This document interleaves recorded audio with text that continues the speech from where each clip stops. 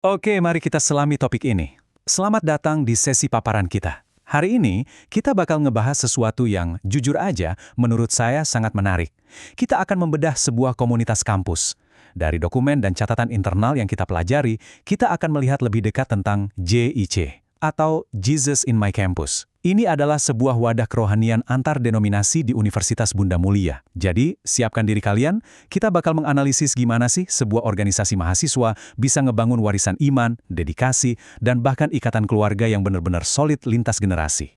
Nah, pas baca dokumen-dokumen internal mereka, ada satu pertanyaan krusial yang terus-terusan muncul. Pertanyaannya simpel, tapi ngena banget. Mengapa JIC? Maksudnya gini, dari sekian banyak unit kegiatan mahasiswa di kampus, kenapa wadah ini tuh kerasa begitu penting buat anggota-anggotanya? Sampai-sampai, para pendahulu dan alumninya itu rela banget ngorbanin waktu dan tenaga buat mempertahankannya. Ini bikin kita mikir kan, apa sih sebenarnya tujuan paling dalam dari komunitas ini? Dan ternyata, jawabannya itu balik lagi ke satu fondasi spiritual yang sangat mendasar. Buat ngejawab itu, ada satu kutipan yang menurut saya merangkum semuanya dengan sangat sempurna. Bunyinya gini, selama masih ada lutut, masih ada harapan. Keren ya? Kalau kita lihat sejarah awalnya, para perintis komunitas ini tuh benar-benar mulai dari nol. Gak ada dukungan dana, gak ada sumber daya, fasilitas juga super terbatas. Tapi mereka punya satu hal yang gak bisa digoyahkan, kebergantungan mutlak pada doa.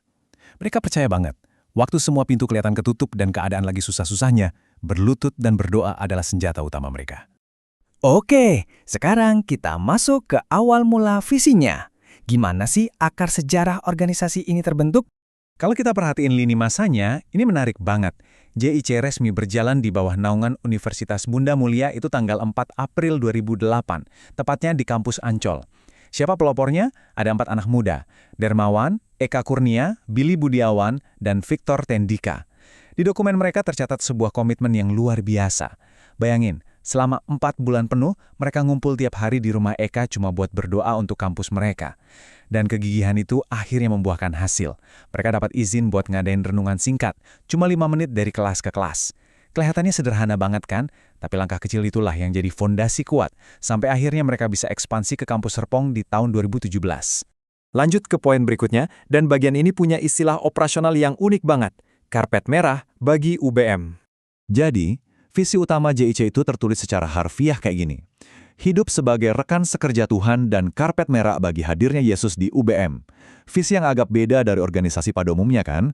Mereka sama sekali nggak menganggap wadah ini sebagai tujuan akhir atau tempat buat ajang unjuk gigi. Enggak, mereka melihat diri mereka murni sebagai sarana. Ibaratnya nih, mereka itu karpet merah yang tugasnya buka jalan, memfasilitasi dan nyambut pertumbuhan iman di tengah sibuknya rutinitas akademik kampus. Dan yang bikin salut, ada prinsip yang berbunyi 100% organisasi, 100% pelayanan. Artinya apa? Secara spiritual, mereka menempatkan diri sebagai pelayan yang butuh dedikasi total. Tapi di sisi lain, secara manajerial, mereka punya pedoman untuk sepenuhnya tunduk dan taat sama otoritas kampus, yaitu Direktorat Kemahasiswaan UBM. Dari catatan yang kita pelajari, mereka pengen ngebuktiin kalau profesionalisme struktural itu bisa banget jalan berdampingan tanpa harus ngorbanin panggilan kerohaniannya.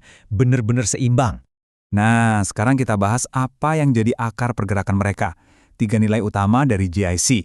Komunitas ini bertumpu pada 3 pilar yang nggak bisa ditawar-tawar. Pertama, doa. Kedua, persekutuan. Dan ketiga, interdenominasi. Di dokumen-dokumen mereka, ditekankan berkali-kali kalau ketiga nilai ini bukan cuma sekedar teks hafalan pas masa orientasi aja loh, ini adalah DNA. Sesuatu yang harus mengalir di setiap program dan keputusan organisasi. Mari kita bedah lebih dalam.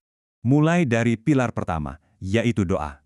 Ada satu perbandingan operasional di catatan mereka yang, wow, jujur ini menohok banget.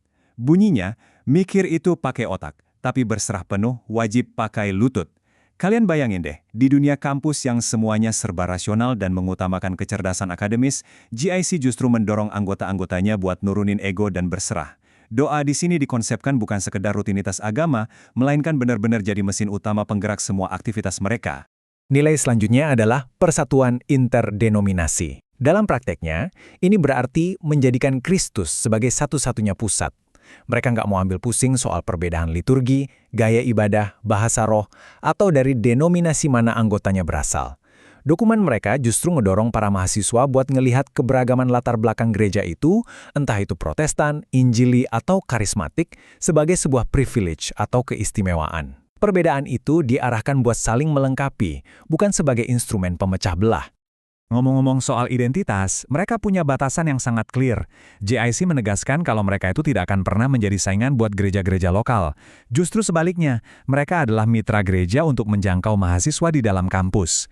Mereka juga menggarisbawahi komitmen untuk nggak akan pernah berubah wujud jadi gereja tersendiri, dan selalu memposisikan pihak kampus sebagai otoritas organisasional tertinggi mereka. Batasan ini penting banget buat menjaga fokus misi utama mereka tetap pada jalurnya. Lanjut ke poin yang lebih emosional nih. Konsep persekutuan bahwa JIC itu adalah sebuah bengkel jiwa. Di salah satu presentasi kepemimpinan mereka, ada kalimat JIC is a bengkel jiwa. Penjelasan di balik konsep ini kira-kira begini, bengkel itu kan bukan showroom atau ruang pameran buat barang-barang mewah yang udah mengkilap sempurna ya kan? Bengkel itu justru tempat di mana barang yang rusak dibawa buat diperbaiki. Metafora ini dipakai buat menyeratkan kalau mereka menerima mahasiswa dengan berbagai pergumulan batinnya. Mereka pengen memproses dan memperbaikinya bareng-bareng, lewat keterbukaan dan penerimaan dari komunitasnya. Dari konsep bengkel jiwa tadi, muncullah satu identitas ikonik yang sering banget mereka kumandangkan. We are family. Narasi ini dibangun untuk menegaskan komitmen mereka menjadi rumah yang aman.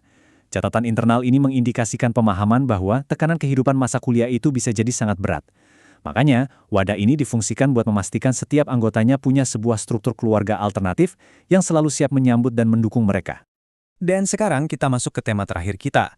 Gimana mereka mewariskan api ini lintas generasi? Apa yang lahir dari hati akan menyentuh hati? Ini kutipan yang dalam banget. Catatan mereka ngingetin jajaran pengurusnya kalau manajemen organisasi yang rapi atau program kerja yang mentereng itu nggak akan ada artinya tanpa ketulusan. Struktur itu nggak punya kemampuan buat memulihkan manusia.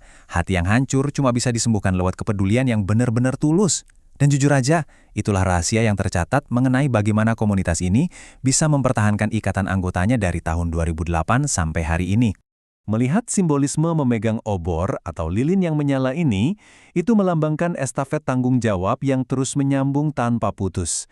Di komunitas ini, hubungan antara para pendiri, alumni yang udah lama lulus, sampai pengurus yang aktif sekarang diposisikan dalam satu kesatuan.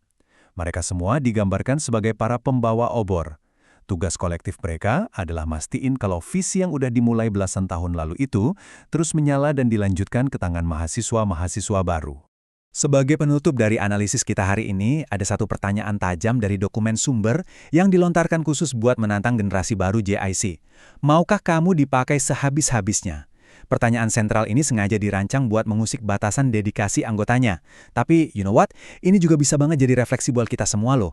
Dimanapun kita ditempatkan hari ini, apakah kita cuma mau rutinitas yang biasa-biasa aja? Atau kita bersedia mendedikasikan potensi kita buat ngebangun sebuah warisan yang jauh lebih besar dari diri kita sendiri? Pikirkanlah itu. Oke, sampai jumpa di paparan kita berikutnya.